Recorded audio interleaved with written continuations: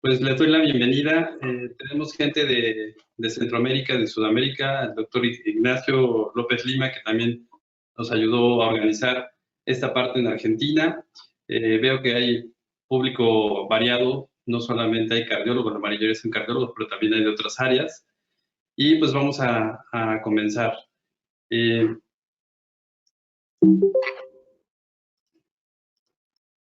Como ya lo había mencionado en el ciclo de conferencias previo, pues si uno busca en PubMed, actualmente más o menos hay 3.300 publicaciones, eso refinando un poco nuestra búsqueda a partir del 2019-2020, pues el número de publicaciones que está apareciendo es muy amplio, todos los días podemos leer cosas nuevas sobre la enfermedad. Igualmente, la Organización Mundial de la Salud y muchos de los países han ido publicando poco a poco sus guías para el tratamiento e ir conociendo más de esta enfermedad.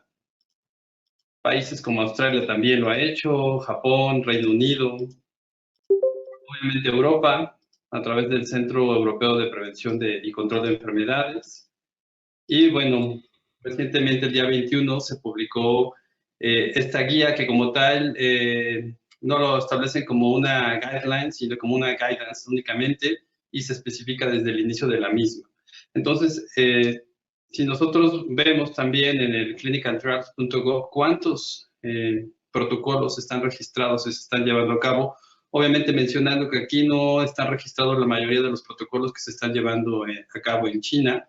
Son aproximadamente 1.087 estudios con este tipo de refinamiento de búsqueda. Si vemos cada semana va aumentando más, en Europa tan solo son 403, que es donde más se está produciendo la elaboración de estos protocolos. En Estados Unidos 210, México ha aumentado a 13, comenzamos con 8, Sudamérica ya tiene 30, África 29 y podemos ver cómo se va aumentando. Muchos de estos, aunque aparecen en el mapa, todavía no han iniciado, pero en general podemos ver que la mayor cantidad está concentrada en Europa y Estados Unidos.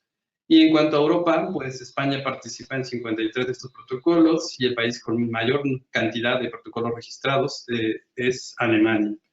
Entonces, el día de hoy nos acompaña, los voy a presentar y es un gusto tenerlos porque con cada uno de ellos he trabajado en algún momento de mi formación. Primero que nada, el doctor Sabaté. El doctor Sabaté es el jefe de la unidad de cardiología intervencionista del Instituto Cardiovascular del Hospital Clínic en Barcelona. Además, es uno de los revisores de esta guía que hoy va a presentar, en la que han participado muchísimos autores europeos. Asimismo, les quiero también presentar al doctor Alexanderson Rosas.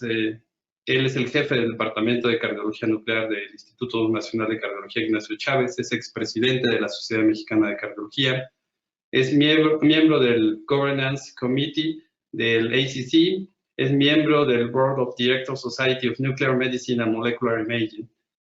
Bienvenido, doctor. Y finalmente les quiero presentar también que estará como moderador, igual que el doctor Alexanderson, mi amigo y excompañero también egresado del Instituto Nacional de Cardiología, también ex-fellow de Cardiología Intervencionista, el doctor Luis Roberto Álvarez Contreras. Él es cardiólogo intervencionista actualmente, trabaja en el Centro Médico ABC y también es adjunto o adscrito del Hospital Regional 1 de Octubre del ISSSTE.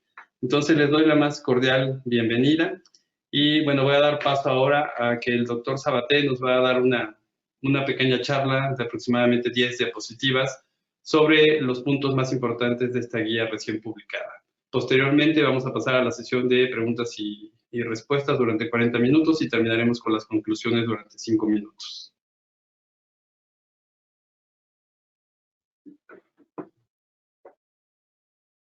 Muy bien, muchas gracias, Omar, por la presentación y un placer aquí estar con vosotros un día más.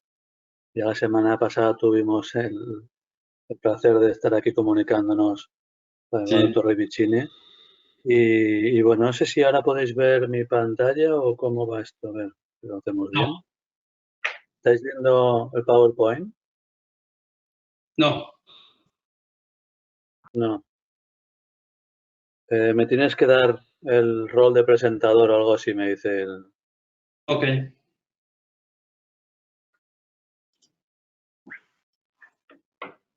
Listo. compartir.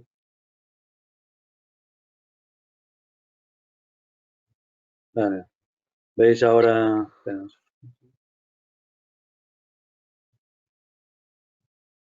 Sí, ahora se ve. Vale. Porque no me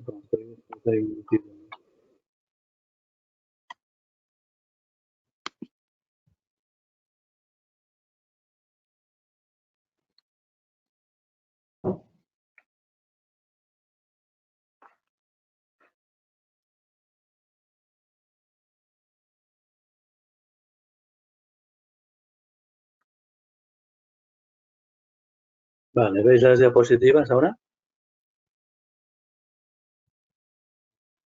¿Podéis verlo o no? Sí se ven. Sí se ve. Sí, adelante. Vale, perfecto. Muy bien, pues vamos a empezar. Sí, yo le comenté a Omar la semana pasada de poder revisar un poco este documento, que como bien ha dicho, se trata de un documento que no son unas guías oficiales, que es, bueno, la traducción en español de guidelines y guidance es un poco lo mismo, pero son un poco de guías orientativas porque tiene en cuenta sobre todo el hecho de que el conocimiento del COVID es poco y sobre todo es muy cambiante porque cada día se sabe más, como muy bien has dicho, cada día hay más estudios y que por tanto lo que se dice hoy mañana se puede contradecir y lo hemos visto ya muchas veces, ¿no? En la discusión puede salir el tema de que si dar corticoides no darlos, que si dar antiinflamatorios no darlos, etcétera, que esto se ha ido cambiando con cada 2 minutos en función de la evidencia que pensábamos o piensa la gente que pueda haber. Entonces, es unas guías del conocimiento actual de la afectación cardiovascular durante la pandemia del COVID. Entonces, inicialmente, pues ya hay una diapositiva de lo que es los casos confirmados a fecha de 11 de abril en el mundo, pero como ya sabéis, a día de hoy, pues ya hay casi 3 millones de afectados diagnosticados de COVID y de ellos ya hay 200.000 muertos. Nosotros en España tenemos ya 200 y pico mil infectados diagnosticados y tenemos más de 20.000 personas que han fallecido por culpa del COVID. Y esto es así y sigue progresando en todo el mundo, en todo el planeta, ¿no? Parece que estamos ya nosotros en España en la fase de cada vez tener menos contagiados, pero cada día hay 3 o 4 mil contagiados más y aunque ya tenemos menos de 300 muertos cada día, pues claro, al principio nos parecía que eran muchos, 300, ahora nos parece que son pocos, porque hace un par de semanas teníamos 1.000 cada día.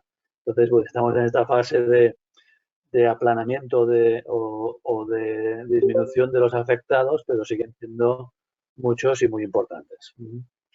¿Qué conocemos? No os voy a explicar mucho de patofisiología, yo soy cardiólogo como vosotros y entendemos poco de este tema, pero un concepto importante es que este virus, pues esas espículas verdes que tienen alrededor de la corona, pues se atrae o se une a proteínas de la membrana de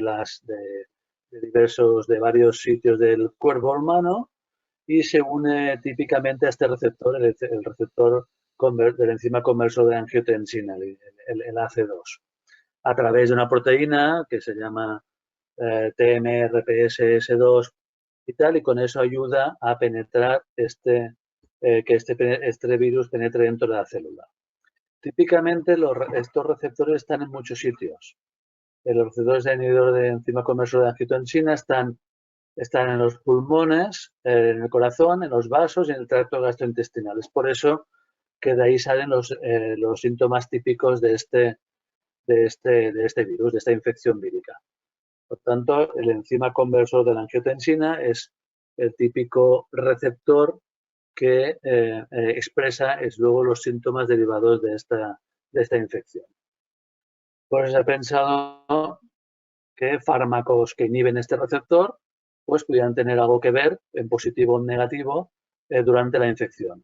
Y como al principio se pensaba que era muy típica o era más típico en pacientes hipertensos, pues podía tener algún papel este enzima en esta enfermedad. Y de ahí que los fármacos antihipertensivos al principio se pensaba que podían ir mal por en la evolución de esta enfermedad. Luego también se ha visto que los estudios iniciales etiopatogénicos no estaban corregidos por la edad y evidentemente si afecta a gente muy mayor, estos ya son de per se mucho más hipertensos, mucho más diabéticos y por tanto cuando uno corrige por la edad quizá no es tan importante el efecto de la hipertensión en este sentido. Pero bueno, viene a raíz de eso que se pensó que la hipertensión puede jugar un papel importante en esta enfermedad. ¿Qué pasa? Una vez entra el virus dentro del organismo, pues puede afectar directamente, como hemos visto, como hemos dicho, a los pulmones, por los receptores que tienen en las células pulmonares a este virus, al corazón de manera directa, o también las células endoteliales de los vasos. Y entonces, de manera directa, podríamos tener daño miocárdico, desde luego daño inflamatorio, daño pulmonar, y podría afectar las células endoteliales de la microvasculatura, de las arterias coronarias y esto provocar pues disfunción microvascular. Pero luego, y lo más importante es que todo esto, aparte de la acción directa que tiene el virus, hay toda la reacción indirecta vía inflamación. La inflamación que provoca el propio virus a distintos niveles es lo que, y la tormenta de citoquinas, es lo que puede provocar los síntomas y la fase más importante sintomática de esta enfermedad. A nivel cardíaco, pues puede provocar todo el efecto de la miocardio sobre la inflamación del miocardio, provocar miocarditis y fallo cardíaco, y esto a su vez provocar arritmias secundarias a la miocarditis, a la inflamación cardíaca, y luego también puede provocar esta inflamación, pues alteraciones, ruptura de placa que puede tener los pacientes con alto riesgo y comorbilidades, como se ha visto, ¿no? Que los pacientes con más comorbilidades son los que tienen más alteraciones o más mortalidad. Pues puede ser porque estos pacientes pueden tener, por el efecto inflamatorio, pues más ruptura de placa y esto puede provocar pues síndromes coronarios agudos. Entonces, como veis, hay dos efectos, el efecto directo del virus y el efecto secundario de la reacción inflamatoria exagerada que puede haber en estos pacientes que en este caso, en el caso cardiovascular, pues afecte el corazón en forma de miocarditis y arritmias o afecte provocando la ruptura de placas y provocando síndromes coronarios agudos. Bien, esto es un poco la fisiopatología de esta enfermedad y lo que provoca a nivel cardíaco. ¿Qué tenemos que hacer a nivel de protección? Hay un apartado importante en este documento que lo explica muy bien y hay varios niveles de protección. Entonces tenemos unos niveles de protección 1, nivel de protección 2 o nivel de protección 3 en función del tipo de pruebas que tengamos que hacer a los pacientes. Si lo que tenemos que hacer es un triaje de los pacientes a nivel de ambulatorio en pacientes de los cuales o de quienes no sospechas que estén infectados, en principio solo haría falta un gorro quirúrgico, una mascarilla quirúrgica, llevar el uniforme o evidentemente el pijama de trabajo y luego unos guantes de látex. Ahora bien, si ya tratamos a pacientes de quien sospechamos que pueda estar infectado o tenemos que hacer un tipo de pruebas que a nivel cardíaco puede ser un eco transesofágico o procedimientos invasivos, pues entonces a este nivel tenemos que utilizar gorro, una mascarilla de mayor protección, la FFP2 o la N95, llevar una bata y llevar incluso gafas, aparte de los guantes, gafas protectoras. Y finalmente hay un nivel de protección 3, que serían esos casos donde tenemos que llevar a cabo procedimientos que generen aerosol, ya sean estudios nasofaringeos, endotraqueales, intubaciones, etc. En este caso, pues ya tenemos que utilizar una protección mucho mayor, aparte del gorro, la mascarilla, el uniforme, la bata y los guantes, pues unos dispositivos protectores a nivel de toda la cara. Esto sería lo que se ve aquí.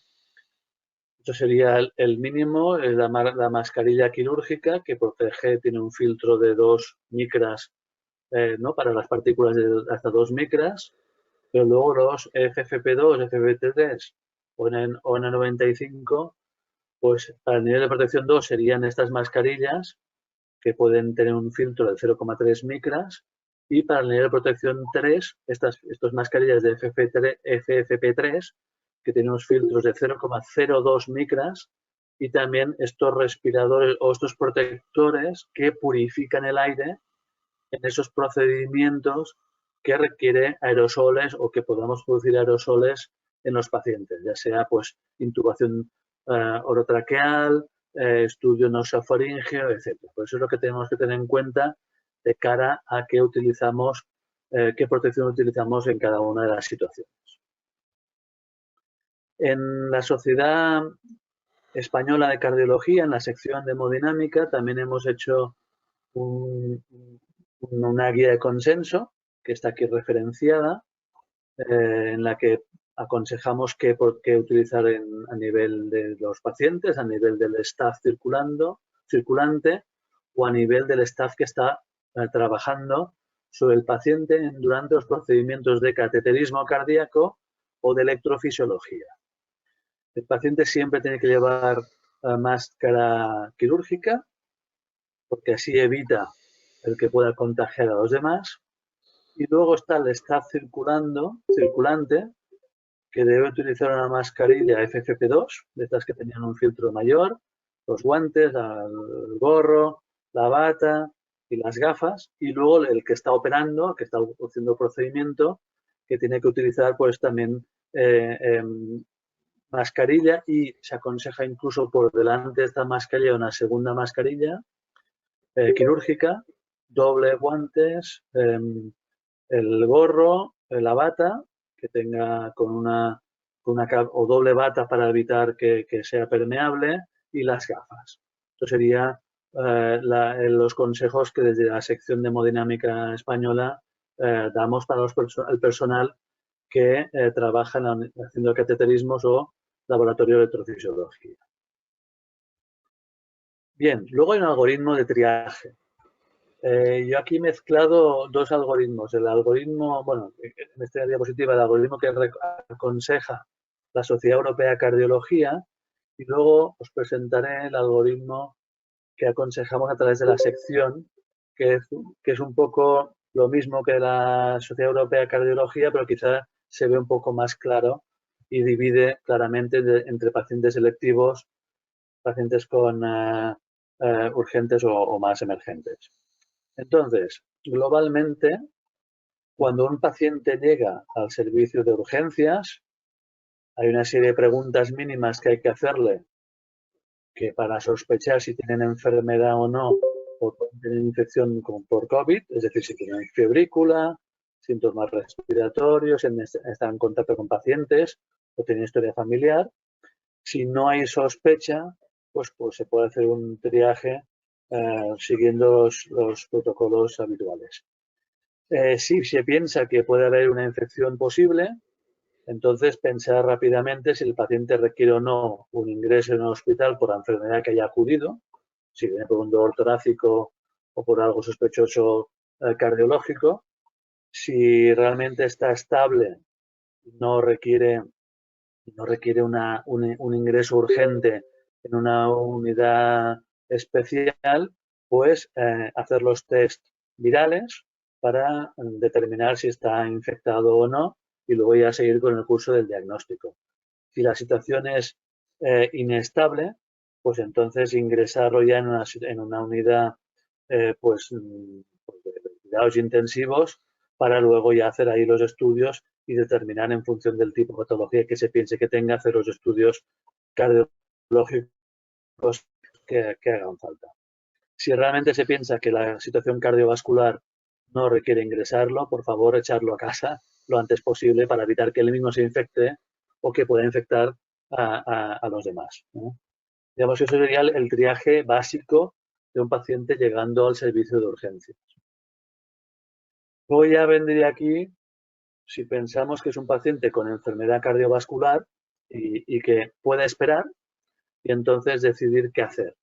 Entonces, dividiríamos a los pacientes en electivos, el paciente con síndrome coronario crónico, angina estable, que puede consultar por dolor torácico. Entonces, bueno, ver el riesgo, el balance de riesgo de contagio-beneficio, si realmente el paciente es electivo y puede tratarse de manera ambulatoria, diferir el caso, por supuesto, y esperar 2 o 3 meses a realizar pruebas que realmente tengan, hacerlas en el hospital y hacerlo de manera ambulatoria dentro de un tiempo. Si realmente hay que hacerlo ingresado, pues hacer un estudio COVID.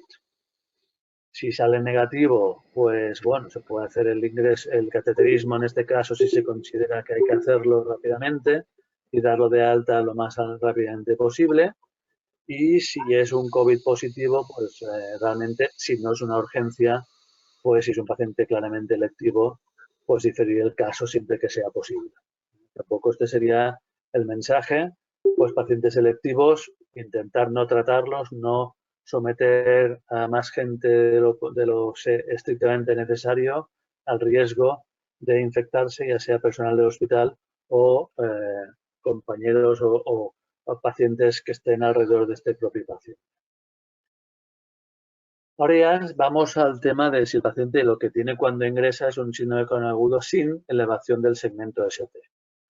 En este caso nos guiaremos por el tema de la troponina, pero hay que decir que un paciente con COVID positivo muchas veces por el propio tema inflamatorio puede tener cierta elevación de troponina y que por tanto hay que, digamos, no guiarse solo por la troponina para y decidir el tratamiento o decidir hacer un cateterismo, porque pueden ser en muchos casos que realmente el paciente no necesite hacerse un cateterismo por el hecho de tener una troponina alta, sino que sea un efecto del COVID o de la infección que tenga.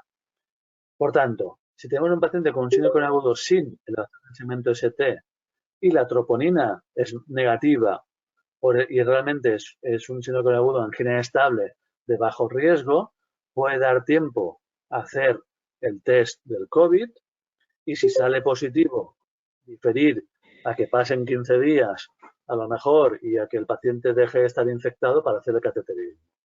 Y, desde luego, en estos casos, tener un contacto estrecho con el paciente bajo tratamiento médico óptimo y en cualquier situación de inestabilidad cardiológica, pues adelantar el cateterismo.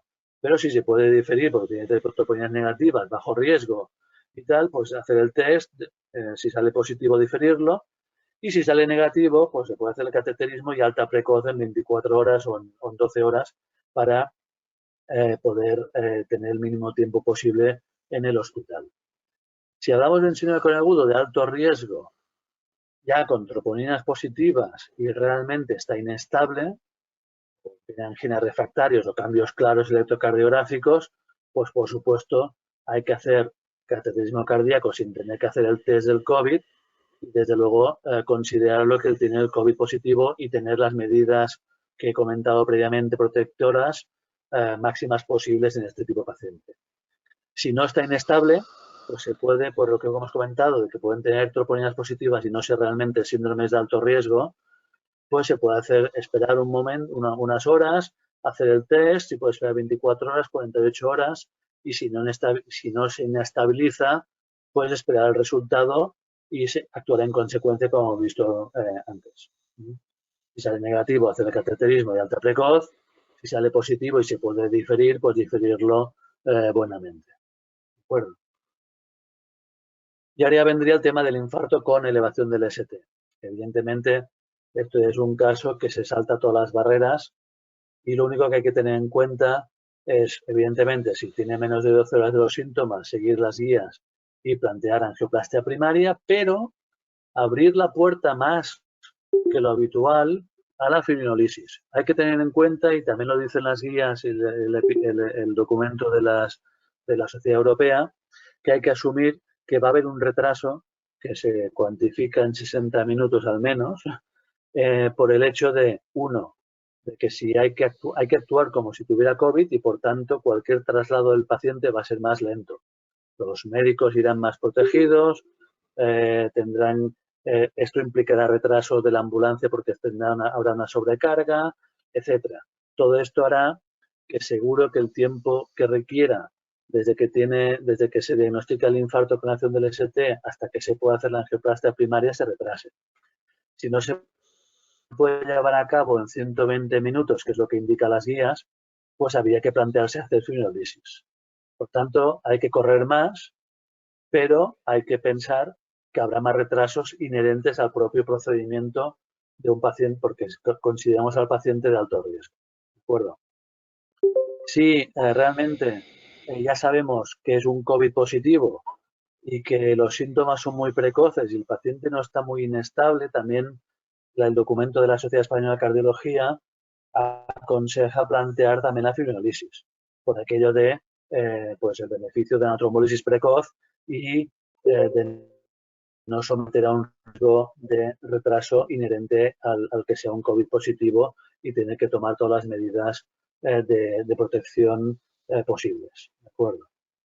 Luego también distinguimos si los pacientes tienen y han pasado más de 12 horas, están dentro de las primeras 24 horas, pues evidentemente si sigue con síntomas habrá que plantear pues la angioplastia primaria como en pacientes de menos de 12 horas, pero si realmente no está muy inestable, pues plantear un tratamiento médico inicial tampoco es descabellado. Es decir, globalmente lo que se mira es que la angioplastia primaria sigue siendo el tratamiento de elección.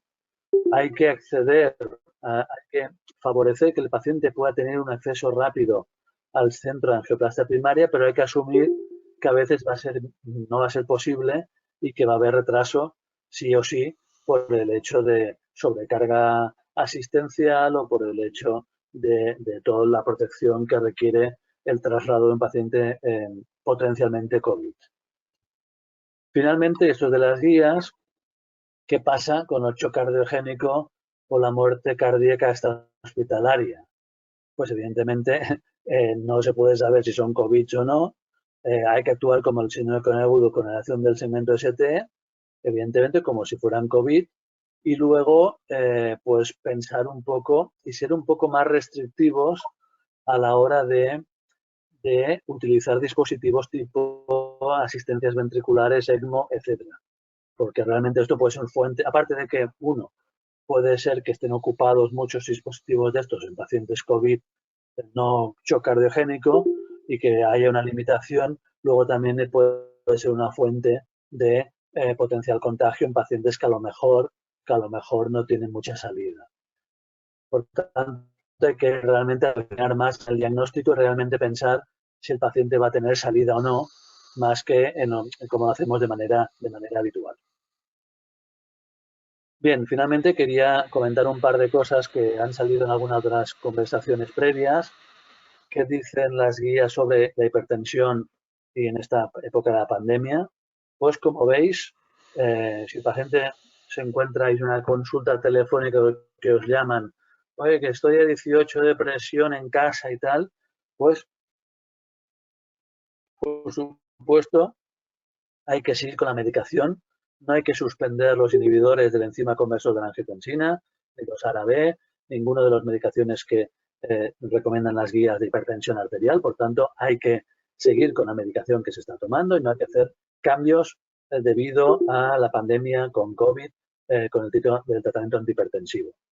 Evidentemente, a los pacientes que estén con mucha medicación es interesante, es importante tener consultas telefónicas o por vídeo si el paciente requiere algo o por si tiene episodios de hipotensión, que entonces sería el único motivo por el cual pues uno tendrá que pensar en ajustar la medicación.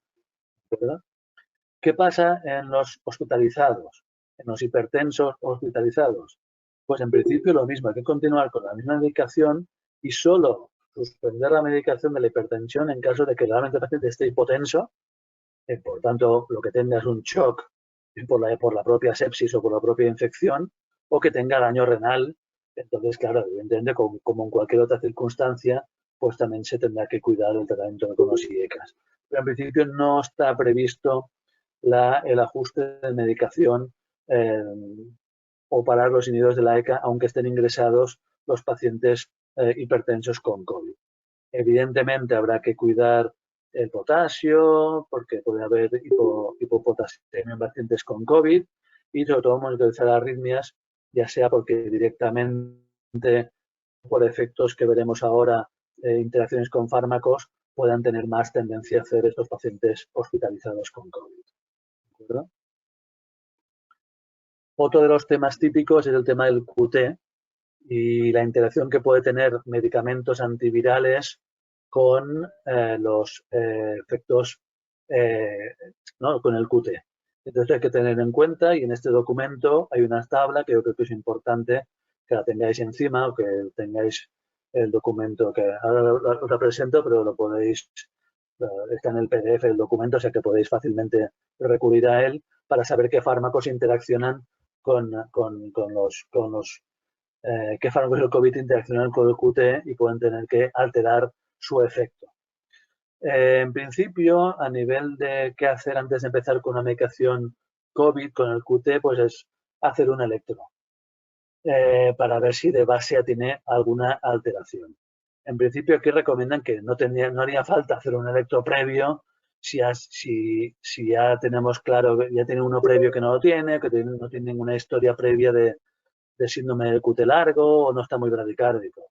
En cualquier caso, es importante tener un electro basal que nos diga que está bien en el QT, empezar la medicación y repetir el electro después de un par de dosis de tratamiento antiviral y ver si realmente se alarga o no. Eso es lo que nos dirá si tenemos que cuidar o no o monitorizar al paciente más de cerca o no bajo ese tratamiento antiviral. Medicamentos que alteran o que pueden interaccionar con el COVID están aquí. Veis que la cloroquina y la hidroxicloroquina puede interaccionar con betabloqueantes y con las drogas que alargan el QT, por tanto habrá que monitorizar el electro. La metilprednisolona puede interaccionar con la warfarina, habrá que monitorizar el INR. Y las drogas antirretrovirales pueden interaccionar con warfarina, estatinas, anticoagulantes orales y antiarrítmicos. Por eso habrá que tener un poco de cuidado en este sentido. Y de hecho aquí están las tablas que os comentaba antes de medicamentos para el COVID, digamos en vertical. Aquí vemos la cloroquina, hidroxicloroquina, citromicina, lopinavir, ritonavir y luego todos los remdesivir, etcétera. Y luego la interacción que pueda tener con anticoagulantes orales, dabigatran, apixaban, eloxaban, rivaroxaban y con otros, y con heparina, detildante de heparina, warfarina. Pero es importante tenerlo, conocerlo y actuar un poco en consecuencia.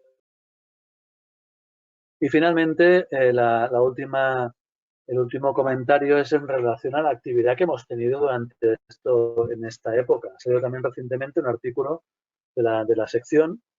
Hemos comparado la actividad que teníamos 15 días antes de la epidemia y con 15 días después del decreto de alarma que empezó el 15 y 16 de marzo de este año, claro.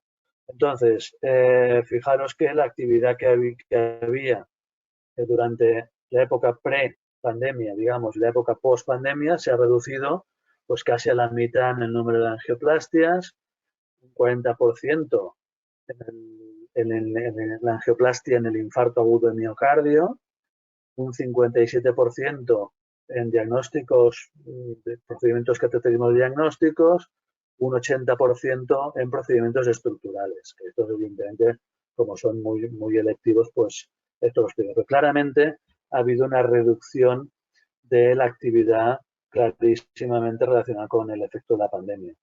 Ya sea por lo que hemos comentado, por la, digamos, reducción o evitación total de hacer pacientes electivos y solo dedicarnos a los pacientes urgentes, y también algo que todavía no tenemos muy claro el por qué, ha habido menor incidencia de pacientes con infarto agudo de miocardio, ya sean con y sin inhalación de ST. No tenemos claro si es porque los pacientes no quieren ir al hospital, que puede ser, y de hecho hemos visto pacientes que han llegado muy tarde y hemos visto complicaciones mecánicas que no veíamos antes y claro, volvemos a verlas antes de la época del código de infarto. Y es verdad que hay pacientes que llegan tarde, pero también quizá por el hecho de confinarse, estar más en casa, etcétera, pues, y de no moverse y tal, pues ha habido menos número de pacientes que nos han llamado o han venido con infarto agudo miocardio con el segmento ST. Y también los de señalación de ST, yo creo que puede ser una falsa apariencia por el hecho de que los hospitales de referencia no los envíen o los aguanten más o los pacientes no quieran ir al hospital. Pero los que tienen acción de segmento ST es algo que es un poco peculiar. Quizá también la menor contaminación puede haber tenido menos desencadenantes. En fin, hay factores que no conocemos, pero que veremos seguramente en un futuro el por qué ha pasado esto durante esta época. Yo creo que esto es todo lo que quería comentarles. Si quieres ahora devolveros la pantalla.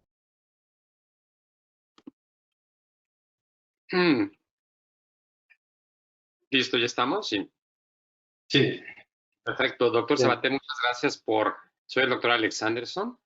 Muchas gracias por su muy buena exposición de este tema de actualidad que estamos viviendo. Yo le quería comentar, si me permite, Omar, hacer dos grandes preguntas en bloque que para nosotros son muy importantes. Nosotros trabajamos en un Instituto Nacional de Cardiología, es decir, donde habitualmente solo vemos enfermos cardiópatas, que cuenta aproximadamente con 300 camas y que se reconvirtió en un hospital COVID parcialmente. Ajá. Es decir, solamente 2 servicios están viendo pacientes COVID, que son la terapia intensiva y un piso clínico, y el resto de los servicios del hospital siguen viendo pacientes cardiópatas. Entonces, aquí me surge una primera gran pregunta. Voy a hacerle las dos preguntas que quisiera hacerle para después dejar a Luis y a Omar con alguna otros comentarios. Tenemos dos grandes problemas.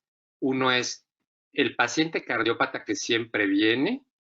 No estamos viendo ningún paciente externo formado, solo urgencias y pacientes que están en urgencias u hospitalizados y que requieren estudiarse para completar su diagnóstico. Yo estoy en el área de imagen cardiovascular, entonces nos mandan muchos pacientes a imagen para definir la conducta a seguir, pensando que idealmente si se puede estabilizar pronto se vaya a su casa o si requiere algo más se menciona que se debe hacer. Y el otro es un grupo de pacientes que son solamente COVID. Entonces, yo quisiera preguntarle, ¿cómo están abordando los pacientes cardiópatas tradicionales que requieren estudios que complementen un diagnóstico? Nosotros nos enfrentamos a pacientes que nos piden que hagamos estudios de medicina nuclear, de eco, de tomografía, de resonancia magnética. Le cuento, en nuestro hospital se producen por día aproximadamente unos 25 estudios de intervención entre cateterismos y electrofisiológicos, pero se producen unos 500 estudios de imagen por día, es decir, en volumen es muchísimo más requerido el servicio de imagen que el servicio de intervención para precisar diagnósticos de estos pacientes. Una disección aórtica, una tromboembolia pulmonar masiva, una falla cardíaca severa, etcétera, etcétera. Entonces, es un primer patrón de pacientes. Y entonces quería ver, porque nosotros hemos hecho en México las guías de cómo comportarnos en protección personal para recibir a estos pacientes cardiópatas en teoría no COVID. ¿Qué medidas de protección deben tener los técnicos, los médicos, las secretarias, el personal administrativo? En la presentación salían un poco las recomendaciones cuando hay que hacer un eco, cuando hay que hacer el tipo de protección que debe llevar el personal. Algo importante es, a estos pacientes que dicen que no son COVID, ¿es porque todos tienen el test hecho o no lo saben? Porque no tienen ninguna manifestación clínica que haga sospechar que tienen esta enfermedad. Entonces, bueno, primer mensaje es que muchos de estos pacientes serán COVID y no lo sabrán porque muchos no tenían síntomas, no tienen síntomas y van a estar infectando a los demás. Entonces, el mensaje debe ser siempre, o sea, todo lo que pueda ser electivo, claro, estos 500 procedimientos que realizan cada día me imagino que no son todo urgencias.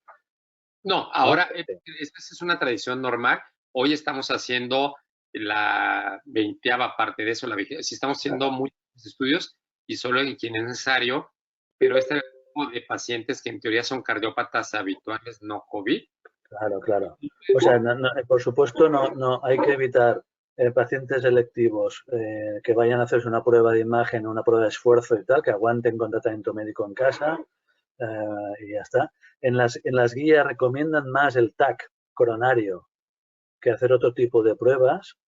Es un poco como primera opción para descartar pacientes, me imagino, con enfermedad coronaria grave de entrada y más que empezar a hacer pruebas de imagen y repetir el SPEC, no sé qué, me imagino que esto sería el racional por el cual recomiendan ir más por el TAC, el angioTAC. Y desde luego hay que espaciar mucho entre paciente y paciente para hacer todo las ecografías en otro hospital que se transformó casi en un hospital COVID. La unidad coronaria pues pasó a ser unidad COVID, la planta de cardiología pasó a ser una planta COVID, el hospital de día se rehabilitó para hacer la coronaria, digamos, de los pacientes clásicos coronarios, en la planta donde se hacía imagen se utilizó para llegar a los pacientes ambulatorios si había alguno que llegara, en fin, todo se ha reconvertido, ahora se ha vuelto para atrás, pero yo creo que tarde o temprano muchos de estos pacientes que no son COVID van a serlo, van a dar la cara y van a acabar infectando. Entonces, cuidado con hacer pruebas, o sea, yo me protegería a nivel 2 como mínimo, que es lo que es guantes, gafas, la mascarilla FFP2 para ustedes y, por supuesto, la mascarilla para el paciente siempre cuando se pasea por el hospital. Ok. Y el otro gran grupo de pacientes es el paciente que sí es COVID, que entró al área de COVID, pero que en su estancia hospitalaria desarrolló manifestaciones cardiovasculares que no conocía. Una miocarditis, una falla cardíaca.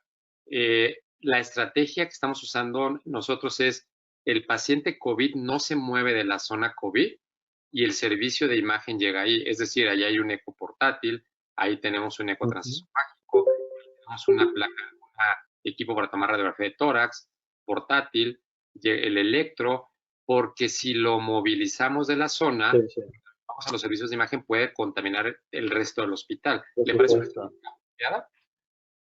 Sí, por supuesto.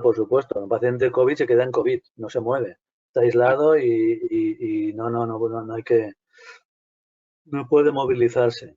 No, es que si no nos infectaremos todos. ¿Y qué tan frecuente ven estas? Una buena estrategia. ¿Qué tan común están viendo que por la tormenta de citocinas hagan miocarditis o falla cardíaca? O sea, algo que... Está muy descrito, pero la verdad es que en cuanto a número, por lo que me han comentado mis compañeros que están en intensivos COVID, ha habido 1 o 2. Tampoco hay una incidencia tan importante en miocarditis, al menos en nuestro ámbito. Sí que hay, claro, cuando lo hay es evidente, es muy llamativo y es una situación muy grave, porque de hecho alguno ha acabado en ECMO, o sea, ha habido situaciones muy al límite. Pero bueno, en principio es poco frecuente. Ok. Y finalmente, con eso, pero le cruzo la pregunta a Luis Álvarez y así le dejo la oportunidad para que le pregunte a usted.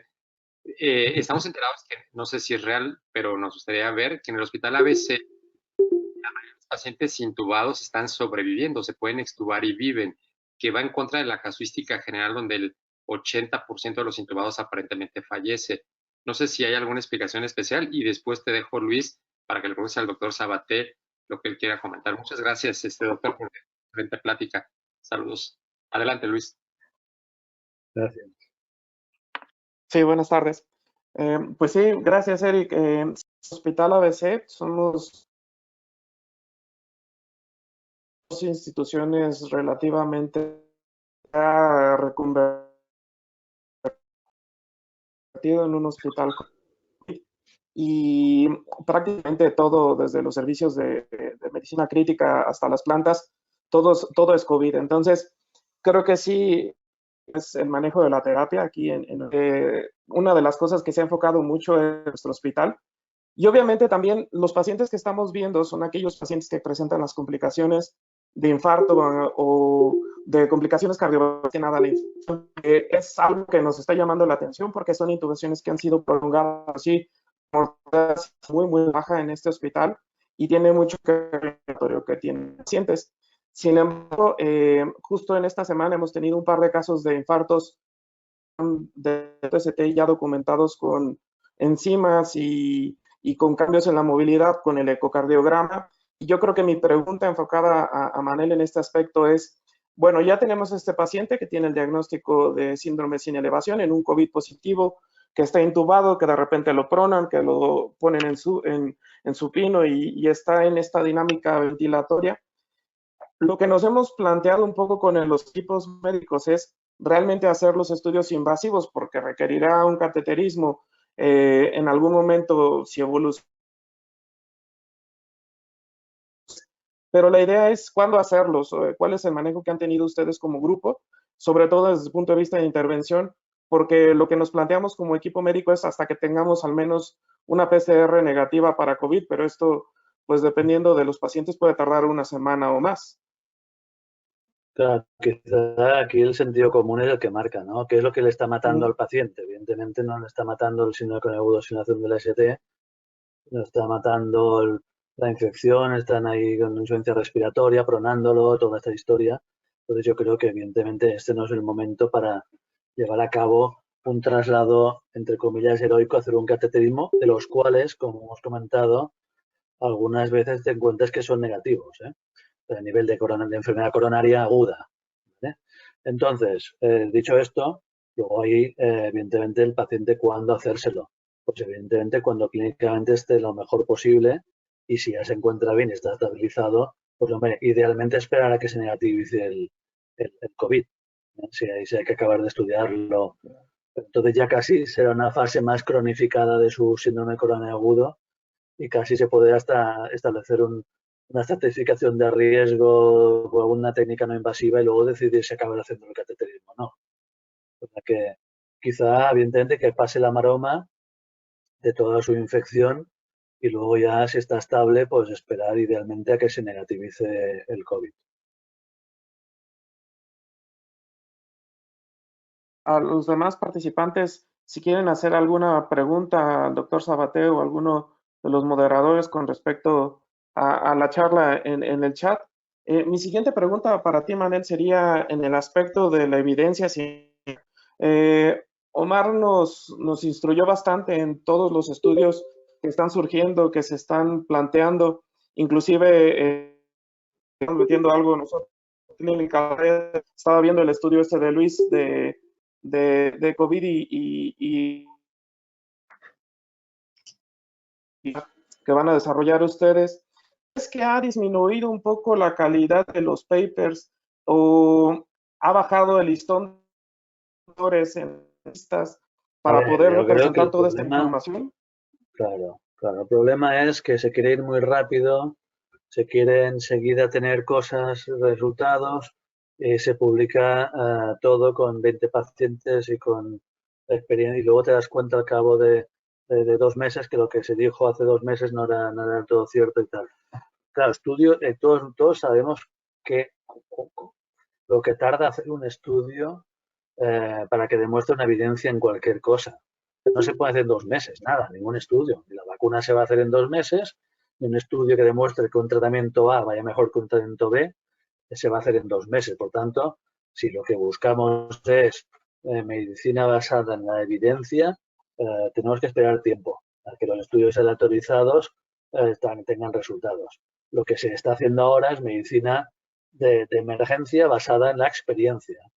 Entonces, pues evidentemente todos los médicos con su experiencia pues ven, tratan pues ahora con corticoides porque el paciente tiene una reacción inflamatoria extrema, ahora con las retrovirales porque está en la fase más inicial donde hay más infección, más componente vírico que inflamatorio y todo el mundo busca la mejor experiencia y lo que piensa que le ha ido bien en algún caso y tal, pero evidentemente no evidencia conocida, nivel de evidencia, estudios autorizados que realmente tengan alguna solución a nada. Entonces, tenemos que ser muy refinados y no ni descartar nada ni creerse en todo lo que se pueda sino que se pueda ver o leer en cualquier revista ahora. Evidentemente, todas las revistas quieren intentar ir muy rápido en intentar presentar los datos que hay, pero hay que saber leer muy bien qué tipo de estudio es, ¿no? 40 pacientes en China, retrospectivo, no sé qué. Claro, entonces cuidado, que eso no nos va a dar la solución aún, ¿no? Bien, de acuerdo.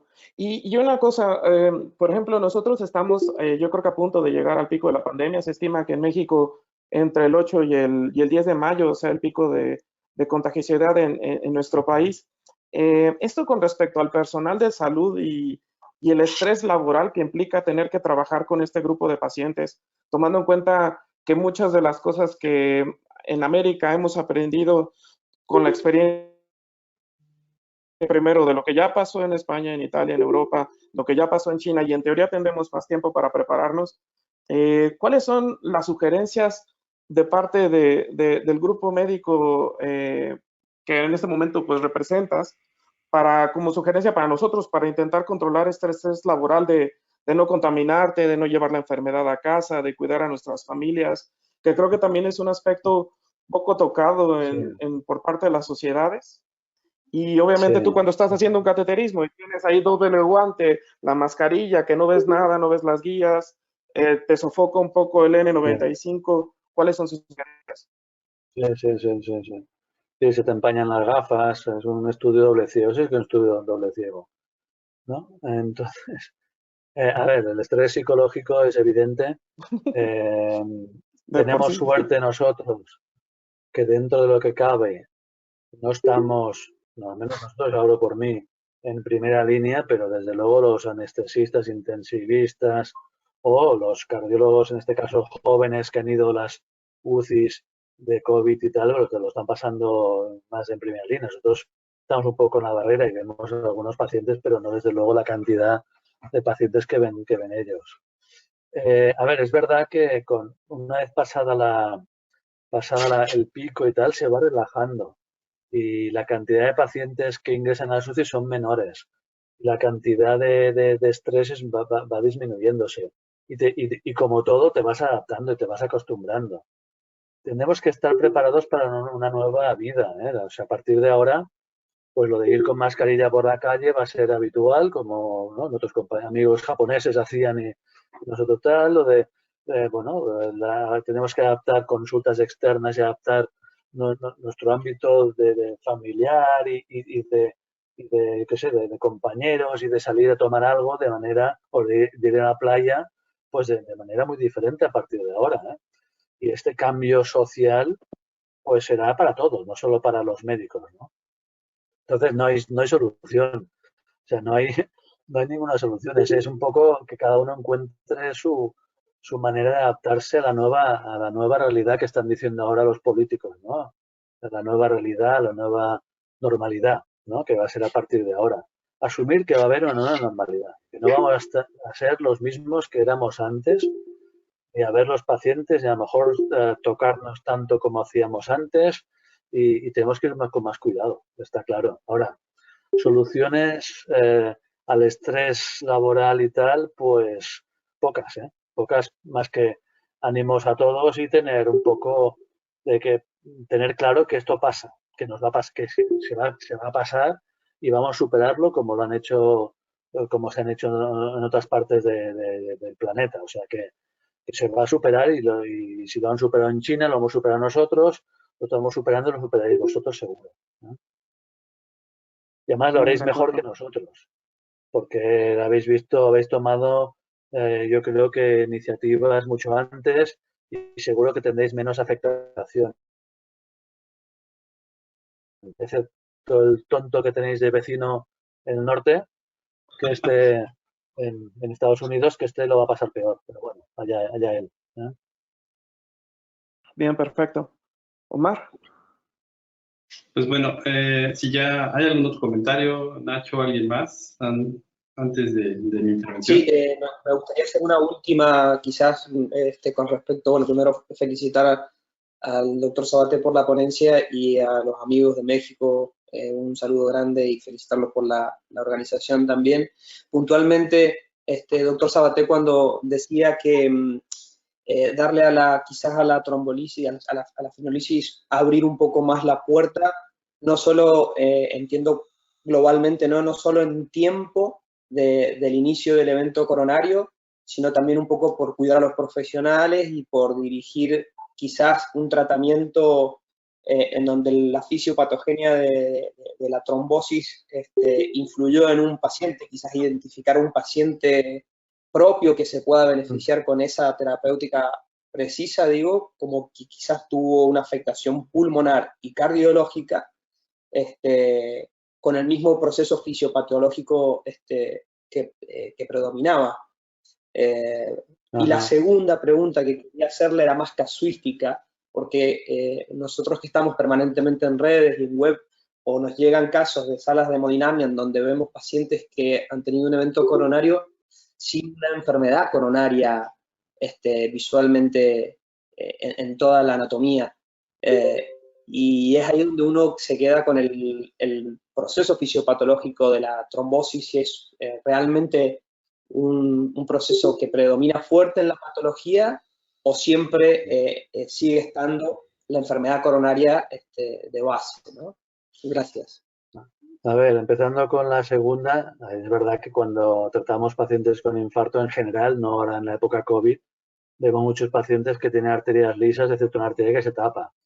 Y es un fenómeno trombótico de alguna placa mejor que geográficamente no visible, que se ha roto y tal. O sea, esto tampoco es tan inhabitual, pero es verdad, aunque esto lo veremos yo creo cuando pase más tiempo, que vemos muchos casos de trombosis muy masivas. Pero claro, aquí pueden haber factores de confusión entre el retraso de pacientes. Es verdad que probablemente fisiopatológicamente el tema trombogénico en estos pacientes COVID positivo puede ser mayor.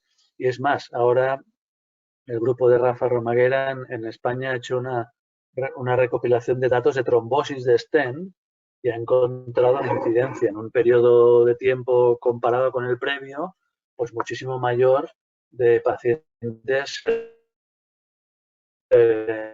con COVID positivo. Es decir, que a lo mejor sí que el componente trombogénico es importante en estos pacientes, además, ¿no? Entonces, bueno, esto te da un poco la idea de que puede jugar un papel Princeps en esta enfermedad. Entonces, ¿esto podría haber aportado de fibrinolisis? Sí, hay que pensar que a veces tú te planteas, imagínate que estás en un pueblo, tienes que trasladar un paciente, que tienes que ir con toda la parafernalia y te planteas, pues eso, tengo que trasladarlo a un hospital dentro de 40 minutos, me tengo que montar todo el traje media hora más y tal, a lo mejor es mejor meterle un chute de trombolisis y trasladarlo al hospital rápidamente, y luego allí ya se verá si se hace un rescate o no, si hace falta, o se puede esperar 24 horas del cateterismo, ¿no? Entonces yo creo que sí que hay que pensarlo. Evidentemente la angioplastia primaria tiene que ser el tratamiento de elección y hay que tener una vía rápida para los pacientes para el infarto, para el tratamiento del infarto. No se puede, digamos, por culpa del COVID, privarlos del tratamiento que se ha demostrado más efectivo, pero hay casos en los que puede tener lógica absoluta la de tratarlo con fibrinolisis. Y el retraso es muy, muy importante. El retraso en el tiempo que puede condicionar el efecto COVID. Muy bien. Bueno, hay muchos cuestionamientos, como lo expuse al inicio, pues creo que también por una parte nunca el ser humano había estado tan preparado en cuanto a tecnología, medios de comunicación para enfrentar una pandemia, si lo vemos históricamente las pandemias previas. Eso también nos lleva a la cantidad de artículos que se están publicando de cómo cambia de un día para otro los manejos, cada hospital también, cada país está haciendo lo que puede. En nuestro país y en nuestro medio, pues también. Y comenzando con la participación de los cardiólogos. Hay países, como nos lo estableció el doctor Revichini la semana pasada, donde el cardiólogo únicamente es interconsultante. Y hay otros países como España, donde los hospitales se tuvieron que convertir a COVID y hubo una participación directa del cardiólogo. En nuestro país, en México, pues realmente si uno se asoma a los hospitales públicos, por lo menos en los de mi ciudad, puede encontrar a médicos de otras especialidades participando directamente en primera línea en el tratamiento de estos pacientes.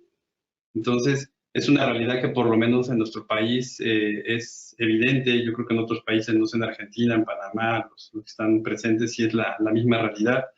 Y de ahí lo que comentaba el doctor Álvarez, del estrés, del día a día, del médico que no se menciona. Por otra parte, a mí siempre me queda la pregunta, que ya lo mencionó el doctor Sabaté, ¿y ahora qué?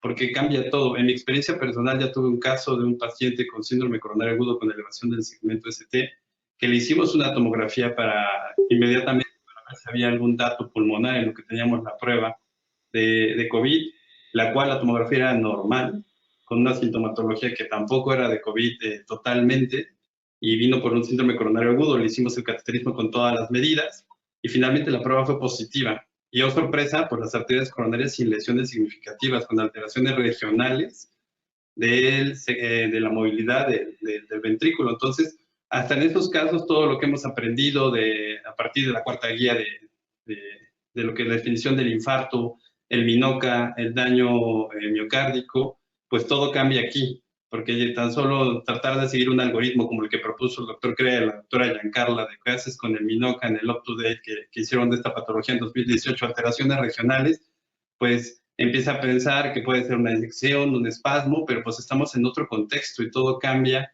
y tomar decisiones de, bueno, ¿ahora qué hago con este paciente? No lo puedo llevar a un resonador porque también puedo contaminar un resonador que están utilizando para otras situaciones, o dependiendo de la política de los hospitales. En mi caso, como lo mencioné la semana pasada, en mi ciudad no tenemos la resonancia con gadolinio, y pues se trata clínicamente, y empiezan nuevamente más preguntas. Y ahora, ¿qué tipo de antiagregación tengo que darle a este paciente? Los anticoagulantes, porque también ya está muy discutido el estado protrombótico. Y si nos vamos más a fondo, mi pregunta siempre es, cuando estamos viendo los pacientes Ponte una gorra. diabéticos, obesos, que son los que principalmente tienen peor mortalidad, pues sabemos que ya está bien estudiado, estos son estados proinflamatorios, son estados donde hay disfunción endotelial, disfunción de la circulación, y se empiezan a sobreponer muchas situaciones que yo creo que vamos a tardar años en saber realmente qué tanto la mortalidad en estos pacientes era porque ya tienen algo subyacente, y además empieza lo del COVID o se sobrepone el COVID. Y otro caso que también tuve la semana pasada que me sorprendió, me hablaron por una interconsulta a un hospital donde no estaban tratando COVID, de un paciente por pancreatitis, por una colecistitis, igual sin síntomas aparentes de COVID. Se le hizo la interconsulta porque era hipertenso, se le reajustó el tratamiento, y su sorpresa, era positivo COVID también, aunque tomamos todas las medidas. Entonces volvemos a lo mismo, un paciente hipertenso, en ese caso también, que hizo daño miocárdico. Nuevamente, pues no se sabe mucho realmente o lo estamos apenas conociendo. Entonces esa es la principal pregunta que a mí me queda. ¿Ahora qué? A partir de ahora, cualquier miocarditis, yo creo que vamos a pensar todos en COVID inmediatamente, todos, además de las medidas de que cualquier paciente que llegue ya no ni siquiera lo vas a poder saludar de mano como antes, más allá de que termine la fase de aislamiento, pues siempre va a quedar esa duda, ¿no? Y a veces también todos lo estamos pensando COVID, es lo que nos está pasando. Yo creo que a todos los médicos es COVID, hasta no demostrar lo contrario, y al menos la mayoría de los cardiólogos, yo creo que tenemos esa mentalidad, no es COVID hasta que no demuestre lo contrario. Sí, sí. Yo creo que lo que demuestra esta pandemia, no sé si estoy de acuerdo contigo en que no estamos, dices que estamos más preparados que tal. Yo creo que no estamos nada preparados. O sea, en 2 meses se ha hundido la economía del mundo. Hemos estado al borde del colapso sanitario en nuestro país.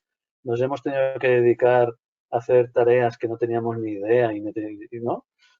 Cardiólogos haciendo de intensivistas, urólogos haciendo de intensivistas, pero no porque seamos altruistas, sino porque no había más remedio que hacerlo, porque si no, no había personal, no había... Entonces, yo creo que esto te da una lección de humildad, nos da una lección de humildad a los humanos, es decir, no tenemos ni idea de nada, cualquier bichito nos puede poner en jaque a todos. Si no, no estaríamos hablando aquí por videoconferencia si fuera algo que estuviéramos preparados. O sea, claramente no estamos preparados. Y bueno, yo creo que esto puede ser, nos debe hacer entender de que las cosas hay que estar preparado para otro tipo de situaciones de las que no tenemos ni idea. Ya no es la guerra nuclear, esto es peor. Esto es peor porque encima no sabes por dónde te viene. No sabes que hay que darle. No puedes rápidamente reaccionar y matar al enemigo a cañonazos. Tienes que ser, entonces, claro, fíjate, nos damos cuenta de lo vulnerables que somos por primera vez, al menos en nuestras generaciones, que estábamos acostumbrados a pensar que éramos invencibles, ¿no? Pues mira, lección de humildad. Pero bueno, saldremos adelante, ¿eh? Sí, la parte que me refería a preparados es en la parte tecnológica, o sea, pensándolo hacia atrás, creo que de todas las pandemias que históricamente se han registrado, pues nunca habíamos estado tan comunicados, no teníamos esta manera de enterarnos antes, de aprender de otros países, de poder desarrollar también, aunque a lo mejor la calidad no sea la mejor, protocolos tan rápido como lo estamos haciendo. Pero bien dice, pues es también cierto, o sea, más allá de lo médico, que es otro súper tema, lo económico y cómo se encuentra mundialmente todo, pues sí, obviamente no estamos preparados. Y ya lo había mencionado en otra de las pláticas, uno de los médicos, que cuando se habían hecho, por lo menos en México, este médico que lo mencionó fue director de Protección Civil, ¿cuándo habíamos pensado como directores de Protección Civil en México hacer un simulacro para una pandemia?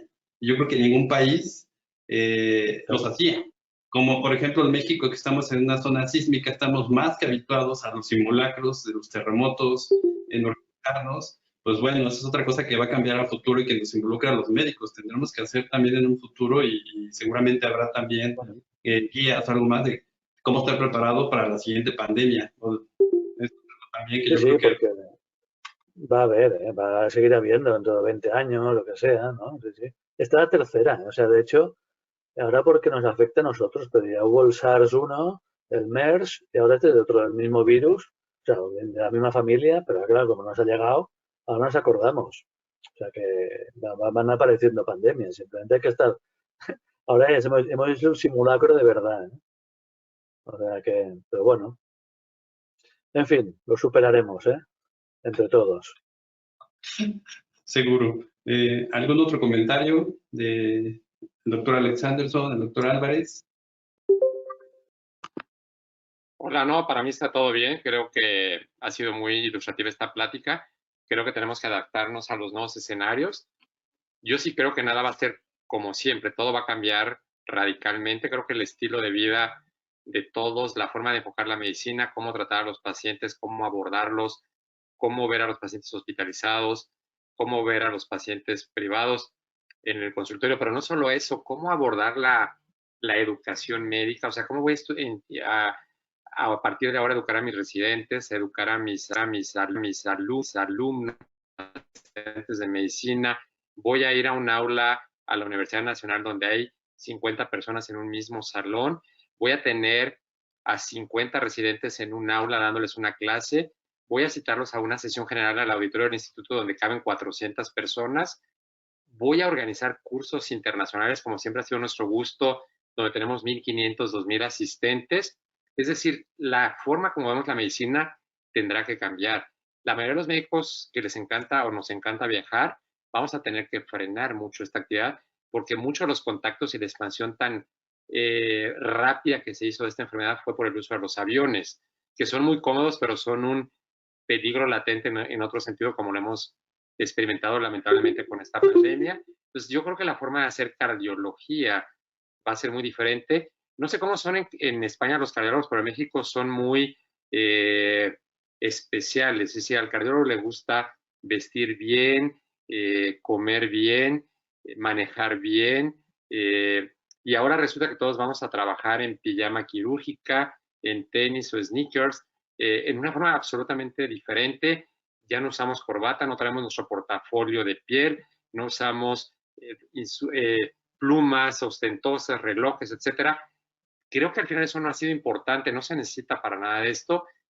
Sí, yo creo que la elección ha sido muy importante. En cardiología porque es el área donde nos movemos, pero igual podría hablar de los que son abogados, ingenieros, arquitectos. Es decir, la vida va a cambiar. No sé por cuánto tiempo, no sé por cuántos años, no sé si para siempre, pero tendríamos que enfocar el mundo en una forma completamente diferente y esa es una de las grandes lecciones que nos va a dejar esta enfermedad. Pues sí, de acuerdo con todo lo que se ha expuesto. Finalmente creo que la tecnología también nos ha ayudado porque podemos seguir trabajando y contactando a través de estos medios, saludándonos, brindándonos. La vida va a seguir. Yo creo que eso es muy importante. Algunos perderemos compañeros de trabajo.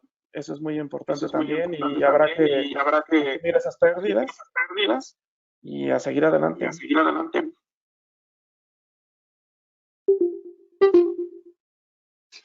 Pues sí, definitivamente. Bueno, pues ya no hay más comentarios. Quiero agradecer su disposición y cooperación con el profesor, el doctor Sabate. Porque bueno, seguimos siendo doctorado como seguimos trabajando en ello. Y pues bueno, muchas gracias a él. Muchas gracias a todos. Gracias. Por haber